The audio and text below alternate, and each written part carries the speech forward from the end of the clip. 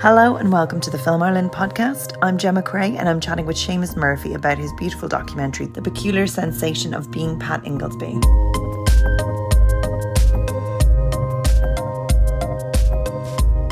So thank you so much for chatting with us. Sure. First up, I was wondering if you could just tell me a little bit about your career to date. Like, what brought you to this point? To this point, well, I mean, I started as a photographer, and I did that for many years, and I loved doing it. And then, but I always had an inkling to be involved in cinema. I did actually start out in the film business years ago.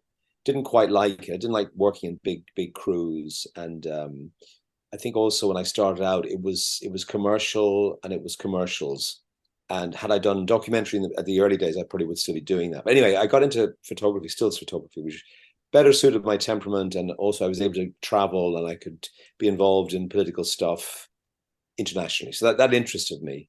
But in 2010, I got a call from PJ Harvey. She'd seen my book on Afghanistan and was interested in meeting and possibly me taking pictures of her because she was researching a new album called Let England Shake. So we did that. We got on very well. And then she offered, would I like to make some films, some music films? And that sounds like a very good idea. And that's sort of how this last 10 years has come about. As I say, I always had the inkling to do it, but I was always busy with the photography. And I thought, well, I mean, for me to do that, it's going to have to be a whole kind of pivot into something else. And, but I was handed in a way a very interesting project and a big challenge, and also the album Let England Shake, she gave it to me as a demo. And so I had this kind of tabula rasa of, what to do with this. And I was given complete freedom. And I came up with this idea that I'd travel around England and I would shoot stuff that sort of referred to the history and the empire and war and all kinds of other stuff. So that was kind of a big challenge. And that was the beginning of it. Yeah, because they're very different. It's all storytelling, but it's a very different medium. I mean, you do have your visual element. You could tell it's such a rich and gorgeous film. So can you tell me a little bit about how do you approach starting to film a documentary, even like this or like your past ones? Do you decide on themes? Do you let the subject matter lead the whole storytelling? What's your process? Certainly don't. I mean, I was going to say I certainly don't start with themes, but of course themes are things that we deal with all the time, and even subconsciously. So with Pat, it was always about the poetry for me. It was always about the sort of unsung, incredible writer who has so much to say. I mean, he's still writing, and and his character, and to take him seriously. That was the other thing, because for years he was on children's television, and although he was fantastic at that, and people have great memories of that, people tend to also think of him in that realm, and then sort of probably dismiss a little bit the fact that he could be a serious writer. I think he's a very serious writer, and so that was a huge motivation. So obviously, then the written word, the spoken word actually was going to be very key to this. So I started off with that idea. Also, before I started this film, I'd made a short film which I used some of his poetry in. And I saw how I can actually mix the sort of stuff that I do, observational photography, observational filmmaking on the streets of Dublin, around Ireland, with work that he's done. So I knew that was going to be the way I was going to approach his work. The initial thing was that he didn't want to be interviewed. He didn't want to be in the film. He didn't want to be interviewed. He was happy to make a film about him. And this is pure Pat. And so I went along with that. And what happened was I started recording his voice because I wanted him to be the person reciting the poems, because he wrote them, he knows them so well, and he's a great bloody performer. So I thought, okay, I'll set up a very comfortable studio in his home. I knew I was going to have to be recording a lot of poems because I would make decisions on what to use initially by looking at them in the book, but then, how they sound, how that particular delivery works might be the reason you choose that poem. So I knew I was going to be very broad with my reach of poems. So I set up a thing at home, recording, and but as I was directing him towards this poem or that poem, he'd find 10 other poems that he thought were great, and I didn't disagree. But then there was also 100 stories in between all that. So it sort of, it sort of provided me with, well, this is what the film is going to be. It's going to be Pat talking about his life, with his poems, punctuating some of his anecdotes, and then leading the narrative. That was a kind of a very initial idea. I had many, many, many wild ideas because, you're dealing with a film about Pat Ingoldsby. You've got to be pretty imaginative. And I was always worried that I wouldn't, get up to his standard of imagination and craziness. But I had all kinds of weird and wonderful, he was going to die, and I was going to have him reading out his obituary. And I said that to him on the phone. I thought, maybe I should pass this by him because it may be very insulting. He said, "Oh, that sounds great, yeah."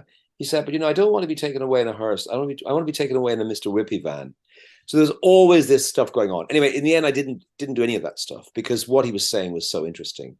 So I really wanted to focus on him and Dublin.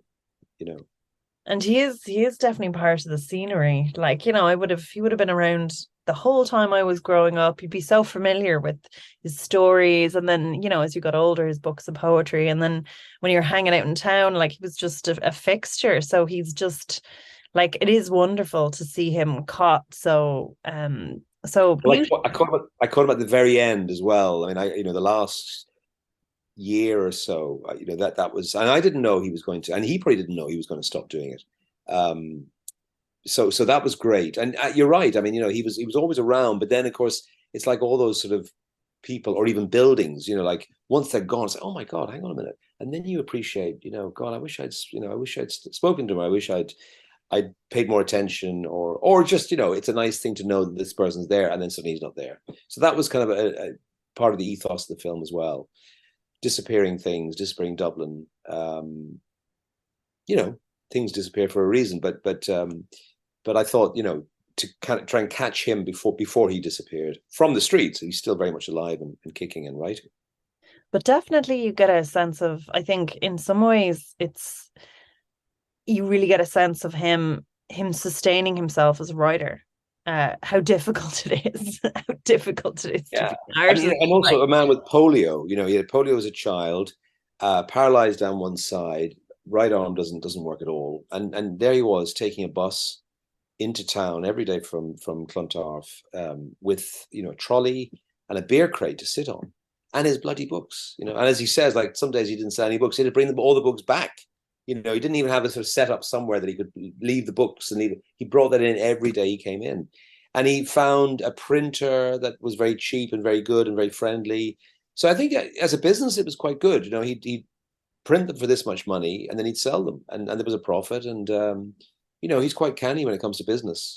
So it was he was a working artist. He really was a working artist. And of course, the other great thing was that he found that by being on the street, he was close to his material. And I don't think he even knew when he took to the street to begin with that what he was seeing on the street would become his material.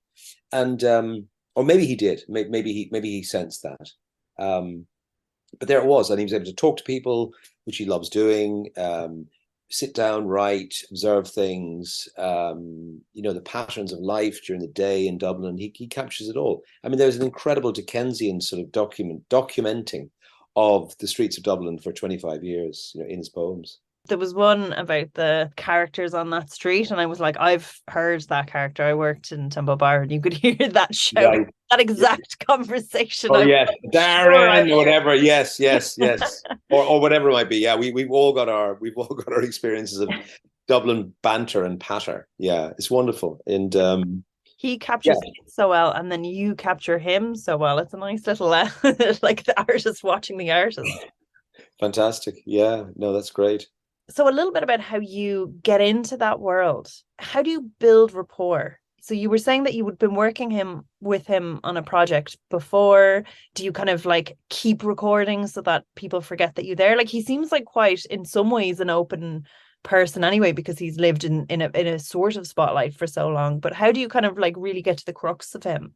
I mean, I'm previously a journalist, a photojournalist, and so it's how you react with people, it's how you deal with people, and of course you treat people with respect.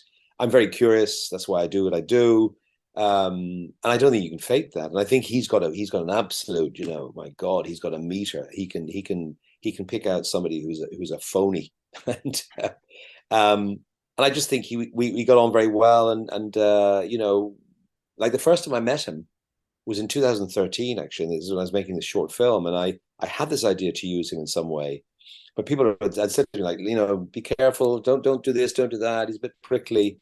And as it turns out, he was very open and very easy. And within 5 minutes of meeting, we were at the Palace Bar drinking coffee, and I was recording some poems for this short film. And that's how quick the whole thing happened, and that's how it all opened. And yet, for years, people have been trying to make a film about him, and he refused. Because in the film we hear about his abhorrence of fame and celebrity, and inauthenticity is really an absolute taboo for Pat. And this is, I think, tied in with his mental health and the issues he's had over the years. And being an RTE, being this sort of character who people recognize. On the one hand, he loved the attention, I'm sure, and loved the recognition, and loved people being able to openly come up to him and talk to him. That's very nice. But then the other side of him, it was too much, and people treated him differently, and the whole thing of fame and celebrity, just he hates it. So I think, and it's because I think it's the inauthenticity of it fundamentally. And he did this Gestalt therapy to try and work out what was troubling him. And I think at the end of that, he discovered that you've got to be honest. You've got to be honest, because it was killing him. And so I guess I was honest, and he's an honest guy, and I didn't have any scheme or anything. It was just it sort of developed. It evolved. I mean, Tom Burke produced the film. He's a filmmaker himself, obviously, and we got together because Pat suggested I talk to Tom, because he knew Tom and knew Tom's father. I think he went to school with Tom's father. So this was a nice little team, that it was just the two of us. And then in the end, I went back to my the editor that I normally work with, a guy in Berlin. So it was a small little unit, and it was great. We took our time over it. COVID happened in the middle of it, but we got there in the end.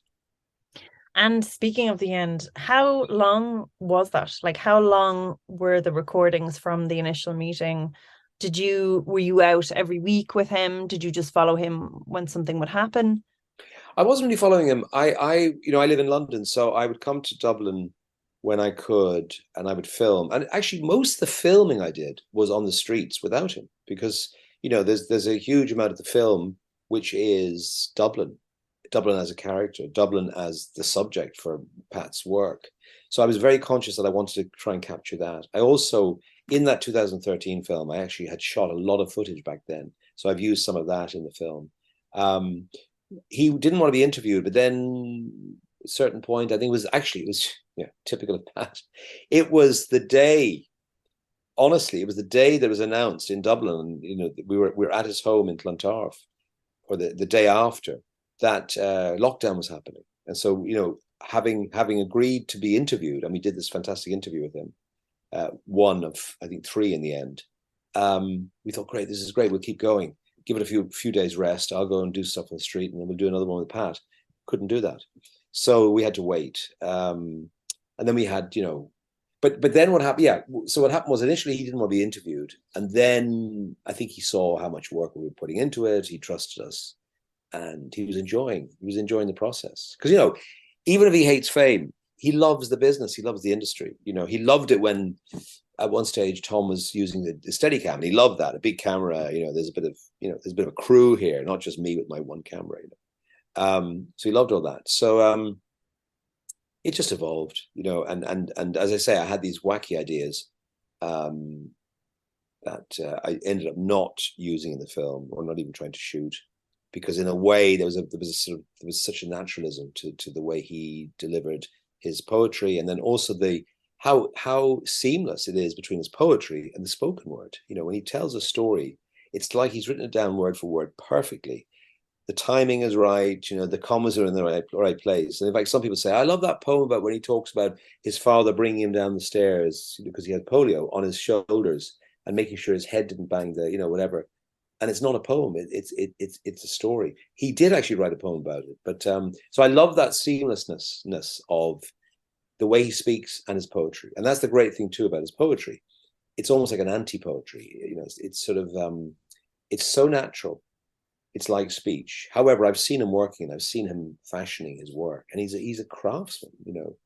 Those throwaway lines that you read, 2 lines or 3 lines, you think, this is just something he's overheard. He's worked on it. He's worked on it. So all that was very important, But in the end, it was his voice, and it was his observations, and then whatever I was doing with visually observing the streets of Dublin.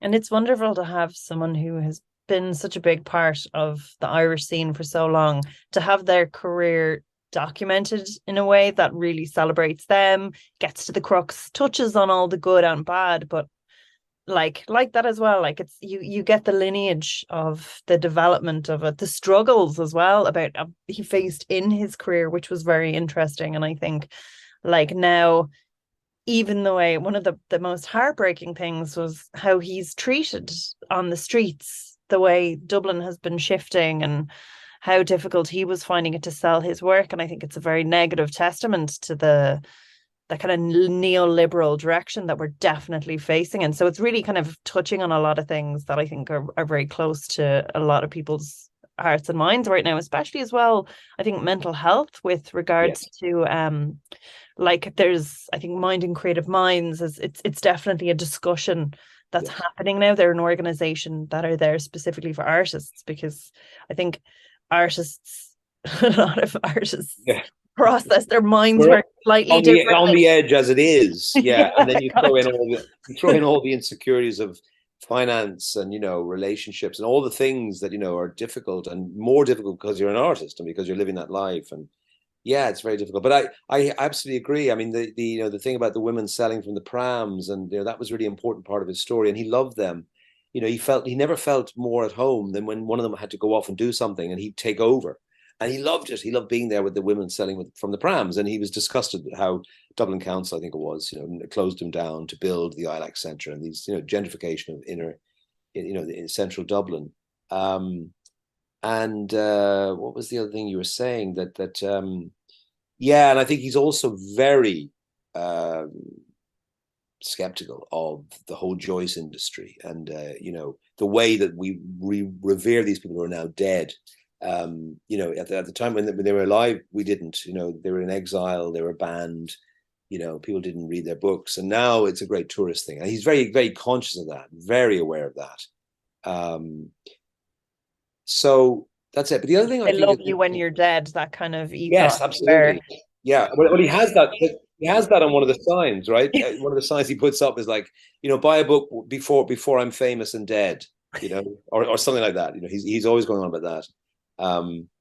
But he's I think the other thing that's interesting about Pat is his age, and I'm young, a little bit younger than him, and that generation that went through the 60s, and he's born in the 40s, went through the 60s, real groundbreaking times, and dealing with the church, dealing with educational establishments. And Ireland was a third world country. Like, it was a completely different space to live in. Yeah, and also ruled by priests, and ruled by the clergy, and we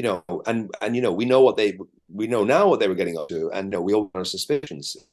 Some people actually knew, and so I think his generation is very interesting to start looking at his generation, because they won't be around for much longer. And it's interesting that there's documentaries now. There's a Phil Lynott documentary. There's a Sinead O'Connor documentary. We are investigating our past, the traumas of some of the the past, and I think it's really interesting. It's really, really interesting that I suppose it's coming of age, and I mean, I think as Irish people, RTE kind of back those days, I think it's far better now. They didn't really do any of that sort of investigation, and I think now films are doing it, and it's about time we start looking at ourselves, criticizing ourselves. And you wonder as well if he had been slightly later in his career, when because he was quite contrarian and not afraid necessarily to speak out at a time when people were playing the game and maybe marketing themselves as a brand a little bit better and fitting into what is lauded as a literary darling, and getting in with the right people. Like if he'd played that politics more, but a little bit later in his writing, like would he already be the person who has like all the awards and The thing is, he doesn't want that. I mean, that's the other thing that, on the one hand, it's true that he didn't receive the recognition he should, but I wouldn't say he's to blame, but he's one of the reasons because he's the one who didn't go out there.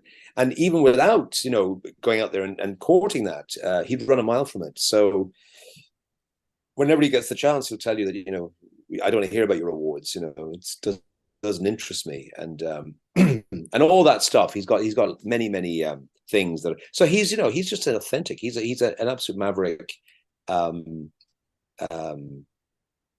character, and it's hard to bottle him. yeah. And look, we're talking about his work, but actually we should be talking about yours. So just tell me a little bit about the editing process. So you said you had all these different ideas and maybe potential different structures and visual ideas. Did things change when you edit? Did you edit in one block? Did you edit as you were cutting, as you were filming? How did it kind of come together and shift? It came together in one block, actually. I mean, there were a couple of starts at editing earlier on, thinking that we'd do it as we go along. And Tom actually began to start edit the film, and then he got really busy with it with one of his own projects, and that's when I decided, okay, I'm going to go back to Sebastian, because actually he had done all the films I did with PG Harvey, but also he'd done that initial short film I did in 2013. And he knew the material, and he loved Pat, and so it was a great thing. There was also the COVID thing was a problem getting to Berlin, but then when things got lifted, I was able to go to Berlin. So I brought everything. Everything was shot, and it was in one long session. I mean, it was broken up a bit, but so it was in one go. And I think by the time the editing started, it was obvious, the direction that the structure would be. I wasn't going to be doing any of this sort of stuff. But I mean, at one stage, I had him assassinating a street singer who was singing "Alleluia." He was going to be like a sniper. He was going to have like a spud gun rather than a proper gun, but it was going to be a Pat Ingoldsby you never saw before. I didn't do that.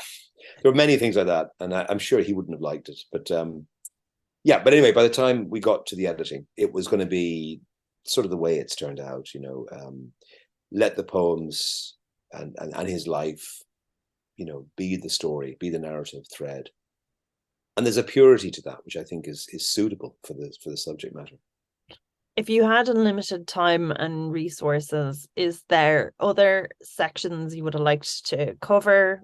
Or are you sort of happy with the way that it's there? Do you know, like sometimes you do have to, a project that's never finished, it's abandoned?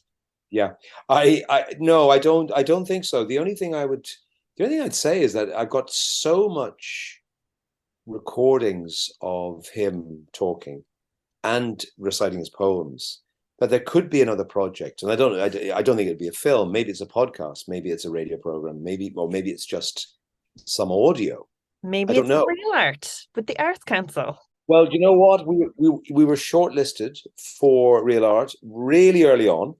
And I flew in from London to do the interview, and they didn't go for us. That was in 2000 and I can't remember when it was, but so we tried it and they didn't go for it. But yes, I mean there is another. I mean, this film could be another film. Could be many, like many films. There could be many films out of them, right? It's how they turn out, how you end up doing it in the time you've got, and the headspace you're in. But there's definitely so much material that's just, a bit like the PG Harvey thing as well. I've got so much material from the Somerset House sessions. I did 5 weeks of shooting. And that's another one of those projects, the one day perhaps, But that would be my only thing, that there were poems I had to leave out. I think in terms of his story, I'm very happy with the way that's he tells it very well. I think we've done okay with the poems and the material we used. No, I'm happy with that, actually. If it's about his life, then I'm happy with that. If I was taking another angle, it's very interesting. We had an installation excerpts from the film in the Museum of Literature Ireland, who are friends of ours, because they they published this book. I don't know if you've seen it. It's in Dublin. They really tell you things. That's weird thing. Anyway, that's a lovely book of an edit of all his collections in one book. Very, very selected, highly selected by Vivian, his great friend. And so in Museum of Literature Ireland, they had this 25-minute video, and that was kind of without any interviews. And that worked really well. I could imagine a film, which was actually going to be the initial film was going to be him just reciting poems and then other stuff happening. It turned into much more about his life because he allowed us to do that. And then that meant that I could go and find the people that really knew him, that had real meaning for him, and they had a great close connection with him at different stages of his life. And so that became another film, And so I presume a lot of this you were doing with like you're off your own back, and then you'd bring it to Screen Ireland. They were supporting in the end. Yeah, what happened was initially after we got turned down by Real Art. Sorry, Art Council one, yeah. That's a postcard company, isn't it? No, Real Art, yeah. When we got turned down by them, I think then we approached Screen Ireland, and I'd got money for the PJ Harvey from Screen Ireland. Had a great sort of relationship with them from that, and they immediately gave us development money. So that was where I was able to go and start recording. And when I was recording him doing the poems, as he was telling the stories, I started filming because and he saw I was filming. So so that was actually a great start. And then we went back to them, and they gave us more money, and we were able to finish the film. Yeah. So and it's a beautiful love letter to the arts, to Pat himself, to Dublin, and then I also think it does look at the darker themes around it, which is enjoyable. Like it's not just this like everything is beautiful, aren't you amazing thing, which makes it much more. God, no. Yeah. Yeah, no, absolutely not. I mean, we had to fight to legally, to keep certain things in. And it was like, well, if you don't show that, then you really are just a tourist agency. You've got to show what everyone in Dublin knows, what every tourist that comes to the centre of Dublin sees is going on in the streets, because it's going on in the streets all the time, so that had to be there. And it's so much part of what Pat is looking at and what Pat documents, and it's part of Dublin, so it had to be there. And I suppose a lot of it is a hangover from that intergenerational trauma. Like it's not in a vacuum, and it does speak to both Pat's life and the themes in his work as well, which are very important, because again, like it isn't all roses, and it has come from a very difficult place. Yes, and we'll probably look back upon these times in 20 years' time and maybe have reflections that are not, as marvelous as people are saying it is. There's all kinds of stuff. I mean, look at the housing situation. There's lots of things we can always criticize and shout about. They're always there. They're always there. I mean, even with a strong press, you're going to get corruption and skullduggery going on. You know that. And that blind bias where people are like, oh, and they have that point of view, and it's just the kind of mass point of view, which is why Pat is so good, because he's just this. I don't like, he kind of calls it like it is, which is brave, because Ireland is so small. I think sometimes people like that will kind of go, oh, I don't want to call them out because that's where the money comes from, or I'm not going to be able to. He's got a great poem, actually. He's got a great poem. He's got a great poem. It's like 2 lines. Grafton Street. What RT thinks is Ireland, and I think what he means is like, we'll go on the street, we'll talk to ordinary people, and that really gets Pat's goat. What is an ordinary person? Who's an ordinary person? The person who's saying that doesn't think they're ordinary, and the journalist who's sort of going out to meet these ordinary people, they're not ordinary either. So I think he was referring to like the thing of the Vox Pub. You go out in the street in Grafton Street because it happens to be handy, and there's a nice coffee bar there, so we can go in there, have a cup of coffee, do our little bit of a sound thing. And so that's so wonderful, that 2 lines, and that just speaks so eloquently of mainstream television. So where can we see the film, and are you doing any Q&As? Yeah, I did one. We had a special screening at the Lighthouse on the 27th. That went really well. Pat actually turned up, which was fantastic. we did a Q&A with Sinead Gleeson, and that went really well.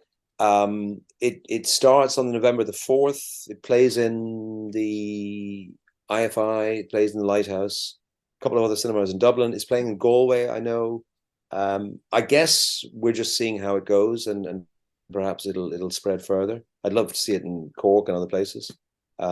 Maybe it'll do a tour of the art centres at some stage as well. Beyond that, we'll see. I think we've got film festivals in our sights. It would be great to get this out internationally. I mean, I made the film very much thinking that, of course, it has to be unique and authentic for a Dubliner and for an Irish person to see it. But it's got to translate, to people that don't know Ireland, because I think his poetry is so universal, and so I'm hoping that it gets some kind of distribution and some kind of recognition outside Ireland. So thank you so much. It was a beautiful documentary. Thanks so much. All the best.